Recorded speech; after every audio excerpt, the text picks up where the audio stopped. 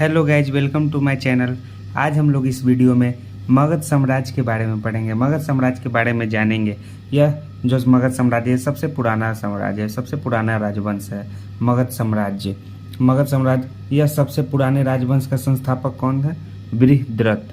कौन? बृहद्रथ। मगध साम्राज्य जो सबसे पुराना राजवंश है, इसका संस्थापक कौन है? बृहद्रथ। और बृहद्रथ कौन थे? जरासंध के पिता थे। किसके पिता थे? जरासंध के पिता थे बृहद्रथ। जरासंध के पिता का नाम क्या था? बृहद्रथ। और बृहद्रथ का बेटा का नाम क्या था? जरासंध। तो जब ये बृहद्रथ जब राजा थे मगध साम्राज्य के, तो इनका कैपिटल क्या था? हरिब्रज। हरिब्रज मतलब आज के समय राजगिरी या राजगीर के नाम से जिस जगह को हम लोग जानते हैं, वो वही जगह इनका कैपिटल था, यानी कि राजधानी थी। किनका राजधानी थी? बृहद्रथ जी का। बृहद्रथ जो थे मगध साम्राज्य के संस्थापक थे, और इनका बेटा का नाम जरासंध था, जो कि बहुत ही प्रतापी राजा था। जरासंध के बारे में हम लोग जानते हैं कि जरासंध कौन था। तो जरासंध बृहद्रथ का बेटा था, और बृहद्रथ का राजधानी या कैपिटल जो भी है गिरिब्रज था, या कहाँ है? राजगिरी। अब मगध साम्राज्य का पतन के बाद अब आया हर्यक वंश। कौन? हर्यक वंश। हर्यक वंश का संस्थापक यानी फाउंडर कौन था? बिंबिसार। कौन? बिंबिसार। बिंबिसार था हर्यक वंश का संस्थापक है।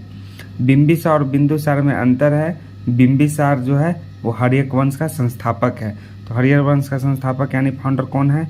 बिंबिसार, या उन्हें श्रेनिक भी कहते हैं। श्रेनिक या बिंबिसार जो हर्यक वंश का संस्थापक है। और बिंबिसार का बेटा कौन हुआ? अजातशत्रु। बिंबिसार का बेटा कौन हुआ? अजातशत्रु। अजातशत्रु का पिता कौन हुए? बिंबिसार। और फिर अजातशत्रु का बेटा कौन हुआ? उदयीन। तो ये हमारे हर्यक वंश के तीन बहुत ही प्रमुख राजा हैं। पहला बिंबिसार, उनका बेटा अजातशत्रु, और अजातशत्रु का बेटा उदयीन। अब हम यह राजवंश पृथहंसा वंश के नाम से जाना जाता है, यानी कि पृथहंता वंश। पृथहंता वंश मीन्स बिंबिसार का हत्या करके अजातशत्रु गद्दी पे बैठ गया, और फिर उदयीन जो था वो अजातशत्रु को हत्या करके गद्दी पे बैठ गया। इस प्रकार इसे पृथहंता वंश के नाम से जाना जाता है, क्योंकि बिंबिसार जो अजातशत्रु का पिता था और अजातशत्रु जो उदयीन का पिता था, तो उदयीन ने अजातशत्रु को मारकर गद्दी पर बैठ गया, और अजातशत्रु ने बिंबिसार को मारकर अपने राजगद्दी पर बैठ गया। इस कारण यह वंश पृथहंता वंश के नाम से जाना जाता है। तो जब इसका कैपिटल था, जब सबसे पहला जब इस हर्यक वंश का जब कैपिटल हुआ करता था उस अपने साम्राज्य का, तो राजगिरी यानी कि राजगीर, जो आज के समय में राजगीर के नाम से प्रसिद्ध है, वो पहला कैपिटल कौन था? राजगिरी था। किसके समय का? हर्यक वंश का। हर्यक वंश के समय में सबसे फर्स्ट कैपिटल राजगिरी हुआ। फर्स्ट कैपिटल राजगिर किसके समय में था? बिंबिसार के समय में फर्स्ट कैपिटल राजगिर था हर्यक वंश का। फिर अजातशत्रु के समय में, अजातशत्रु जब बिंबिसार को मारकर राजगद्दी पर बैठा, तो अजातशत्रु का कैपिटल कौन था? पाटलिपुत्र था अजातशत्रु का कैपिटल, यानी कि अब फिर पाटलिपुत्र को उदयीन ने बसाया। किसने? उदयीन कौन था? अजातशत्रु का बेटा। अजातशत्रु ने पाटलिपुत्र को कैपिटल बनाया, लेकिन पाटलिपुत्र को उदयीन ने बसाया। जब क्वेश्चन आएगा कि पाटलिपुत्र को किसने बसाया, तो उदयीन ने बसाया, जबकि पाटलिपुत्र किसका कैपिटल था? अजातशत्रु के समय का कैपिटल क्या था? पाटलिपुत्र। और बिंबिसार के समय का कैपिटल क्या था? राजगिरी। और बिंबिसार जो थे वो बुद्ध के समकालीन थे, यानी कि जिस समय महात्मा बुद्ध थे उसी समय बिंबिसार भी थे।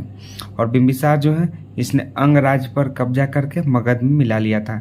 मगध साम्राज्य में जो हमने पढ़ा कि मगध साम्राज्य का सबसे पुराना राजवंश का संस्थापक बृहद्रथ था, तो उसी में तो उसके बाद हर्यक वंश आया, तो हर्यक वंश के फाउंडर बिंबिसार हुए, और इन्होंने अंगराज पर हमला करके मगध में इस अंगराज को मिला लिया अपने राज्य में। अब हम अजातशत्रु के बारे में जानते हैं। अजातशत्रु इसने पिता को हत्या करके मगध की गद्दी पर बैठा, यानी कि हम लोग ने पहले ही पढ़ लिया कि इस वंश को पृथहंता वंश कहते हैं। यानी अजातशत्रु अपने पिता यानी बिंबिसार को हत्या करके मगध की राजगद्दी पर बैठ गया। और अजातशत्रु के समय में ही, यानी कि 483 BC यानी 483 BC में ही फर्स्ट बौद्ध काउंसिल हुआ। कहाँ हुआ? क्या हुआ? फर्स्ट बौद्ध का फर्स्ट काउंसिल हुआ कहाँ? राजगिरी में हुआ। कहाँ? राजगिरी में। राजगिरी जो था बिंबिसार के समय का फर्स्ट कैपिटल था, बिंबिसार का राजधानी था। वहीं फर्स्ट बौद्ध काउंसिल हुआ। अगला है क्या पॉइंट? राजगीर का स्तूप बनवाया किसने? अजातशत्रु ने राजगीर का स्तूप बनवाया। और इस हर्यक वंश का सबसे अंतिम राजा कौन था? उदयन का पुत्र नागदशक। यानी कि प्रथम राजा हर्यक वंश का फाउंडर कौन थे? बिंबिसार। और हर्यक वंश का अंतिम राजा कौन था? उदयन का पुत्र यानी नागदशक। यानी कि इस वंश में 4 राजा हुए, एक बिंबिसार, दूसरा अजातशत्रु, तीसरा उदयन और चौथा नागदशक। अब अगला है शिशुनाग वंश। जब हर्यक वंश का समाप्ति हो गया, मगध साम्राज्य पे उसका अंत हो गया, उसके बाद आया कौन? शिशुनाग वंश। शिशुनाग वंश का शासन कब से कब तक रहा? 412 से 344 बीसी ईसा पूर्व। शिशुनाग वंश का शासन मगध पे 412 से लेकर 344 बीसी तक रहा। और हर्यक वंश के बाद इस शिशुनाग वंश का आया। तो शिशुनाग वंश के संस्थापक कौन थे? शिशुनाग वंश के संस्थापक शिशुनाग ही थे। शिशुनाग राजा का नाम है। शिशुनाग जो थे उस शिशुनाग राजवंश के कौन? संस्थापक थे।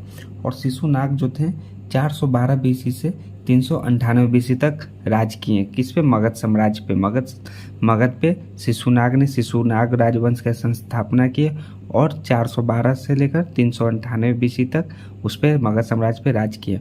तो शिशुनाग ने अपना कैपिटल कहाँ बनाया? वैशाली को अपना कैपिटल बनाया। हमने पिछले वीडियो में पढ़ा कि हर्यक जो थे वंश का जो संस्थापक थे बिंबिसार थे, उन्होंने पहला अपना राजधानी राजगिरी में बनाया। और ये जो शिशुनाग थे इन्होंने अपना पहला राजधानी कहाँ? वैशाली में बनाया। फिर शिशुनाग वंश में ही एक बहुत बड़े प्रतापी राजा हुए कालाशोक। ये इन्हीं के समय में 383 बीसी यानी कि ठीक 100 साल बाद सेकेंड बौद्ध संगति हुई, यानी सेकेंड बौद्ध काउंसिल हुआ। कहाँ? वैशाली में। अब इससे पहले 483 बीसी फर्स्ट बौद्ध काउंसिल हुआ था अजातशत्रु के समय में। कहाँ? राजगिरी में हुआ था। और ठीक 100 साल बाद 383 बीसी में सेकेंड बौद्ध संगति हुआ। कहाँ? वैशाली में। तो जो कालाशोक था इन्होंने फिर पाटलिपुत्र को राजधानी बनाया। यानी कि पहले शिशुनाग जो थे वो अपना कैपिटल वैशाली बनाए। फिर जब शिशुनाग का उस पे से शासन खत्म हुआ, उसके बाद कालाशोक उस गद्दी पे बैठा, तो इन्होंने अपना जो कैपिटल बनाया उसे कहाँ बनाया? पाटलिपुत्र में बनाया। शिशुनाग राजवंश का अंतिम शासक कौन था? नंदीवर्धन। कौन था? नंदीवर्धन। तो शिशुनाग वंश का संस्थापक शिशुनाग थे, उनके बाद कालाशोक आए। कालाशोक के बाद कौन आए? नंदीवर्धन, जो शिशुनाग वंश राजवंश का अंतिम शासक था। अगला है नंद वंश। यानी कि शिशुनाग वंश के बाद कौन सा वंश है? नंद वंश। नंद वंश का शासन कब से कब था? 344 बीसी से लेकर 322 बीसी तक। यानी कि इन्होंने अपना शासन 22 साल तक किया। नंद वंश का संस्थापक यानी फाउंडर कौन थे? महापद्मानंद। कौन थे? महापद्मानंद नंद वंश के फाउंडर यानी कि संस्थापक थे। तो नंद वन में कुल 9 शासक थे जिन्हें नवनाथ के नाम से जाना जाता है। यानी नंद वंश जो हुआ, जो 344 से लेकर 322 बीसी तक मगध पे शासन किया, अपना साम्राज्य फैलाया, 22 वर्ष उन्होंने शासन किया। तो नंद वंश में कुल 9 शासक थे जो मगध पे शासन किए और उन्हें नवनाथ के नाम से जाना जाता है। और सबसे अंतिम शासक थे कौन? घनानंद जो बहुत ही इम्पोर्टेंट है एग्जाम के पॉइंट ऑफ व्यू से। नंद वंश के जो घनानंद थे यह सिकंदर के समकालीन थे। यानी कि सिकंदर के जो था इन्हीं के समय में भारत पे हमला किया था, घनानंद के समय में ही। घनानंद के शासन में 326 बीसी में सिकंदर ने भारत पे हमला किया। कब? 326 बीसी में सिकंदर ने भारत पे हमला किया था। उस समय कौन थे? घनानंद ही थे। उस समय भारत में मगध साम्राज्य पे अपना राज कर रहे थे। वे जैन धर्म के क्या थे? संरक्षक थे। तो हम लोगों ने इस वीडियो में मगध साम्राज्य के बारे में जाना। मगध साम्राज्य में हम लोगों ने हर्यक वंश, उसके बाद फिर हम लोगों ने शिशुनाग वंश, उसके बाद नंद वंश, हम लोगों ने बहुत सारे राजवंशों के बारे में पढ़ा। तो थैंक्स गाइज। और इससे जुड़े अपडेट के लिए चैनल को लाइक एंड सब्सक्राइब करें और बेल आइकन को जरूर दबाएं। थैंक्स।